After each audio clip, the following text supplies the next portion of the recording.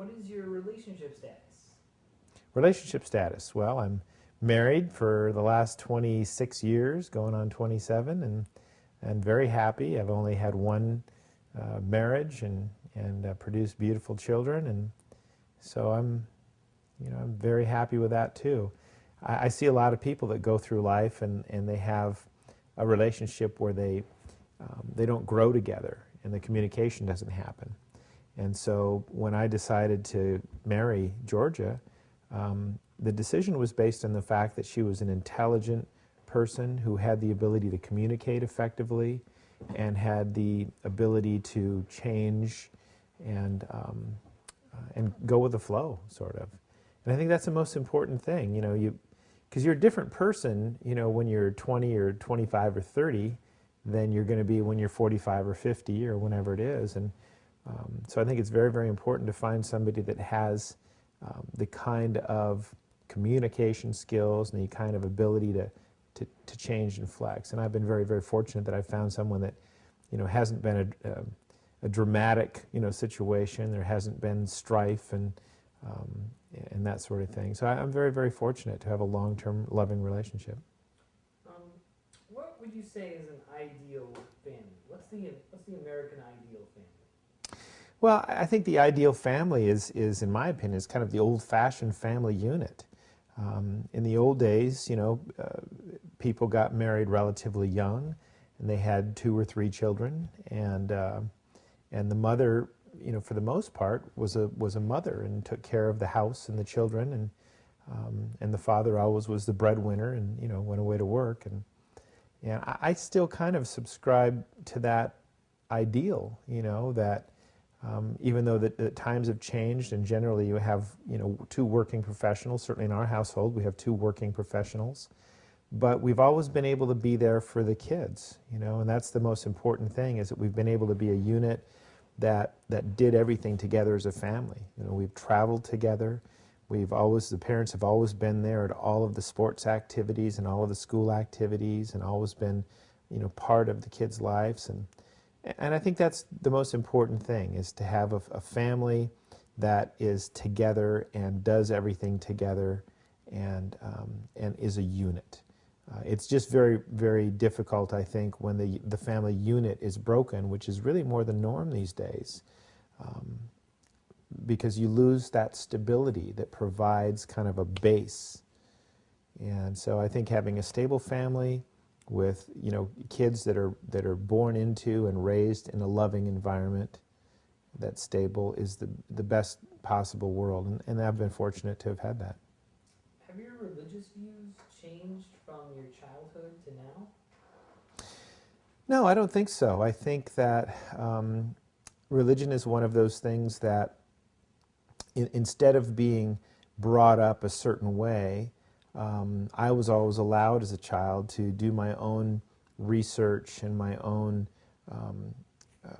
really education about religion. And I took the opportunity to do that, to be able to be involved and learn from people and readings and attending different kinds of organized religion. And I think that it's very good. I've always kept a very open mind and always discussed, religion openly.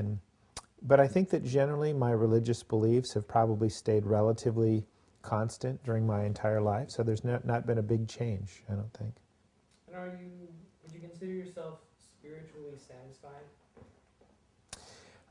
Spiritually satisfied, I think that's a kind of a funny question. That question is usually asked from someone who has some particular ideal that they're looking for. And spiritual satisfaction is a very personal thing. Yeah. And so I think that in my own way, in my interpersonal relationship with my spirituality, I'm very satisfied. It's always one of those things that there are great questions which form the basis of many of the religions. And those great questions will always be asked, no matter what your personal beliefs are. So, I'm just like many people who I am fascinated by and intrigued by the great questions of life. And I don't profess to know the answers, but the search is ongoing, and I think that's all we can expect. Do you have any major regrets from your past? Major Things that regrets. you would do differently? I mean, you can certainly go back and second guess decisions you may have made, timing issues, that sort of thing. But it's the same as watching the football game and then second guessing the coach.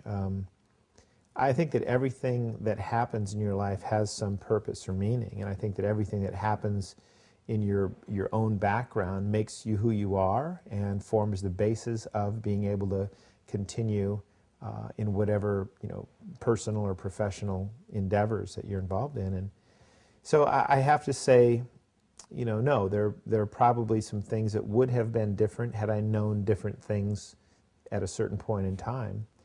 But I think that I think that all of my life I've made decisions that were intelligent and well-reasoned, and whether I look back and say they were right or wrong at this time, they all had a purpose. And I think that everything that's happened up to this point in my life has made me who I am, and I'm very satisfied with who I am. If you had 1 week left to live, what would you need to do to be satisfied with your life before you die? Get rid of all my stuff. No. I think the most important thing as we come face to face with our mortality is to make sure that we make it known to the people that we care about how much we care about them. And I think that making sure that your loved ones all are with you and understand your deepest feelings about them, that's probably the most important thing. Nothing else really matters in the end. We're born into this world with nothing. We go out with nothing.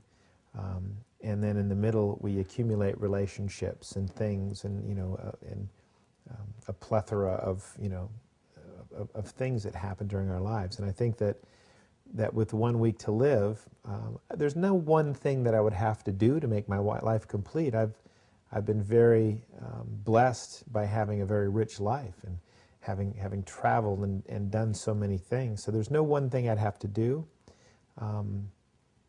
My life is complete, and I'm very happy. So I think just sharing the moments that you have left with the people who are the most important to you is all that you can really do.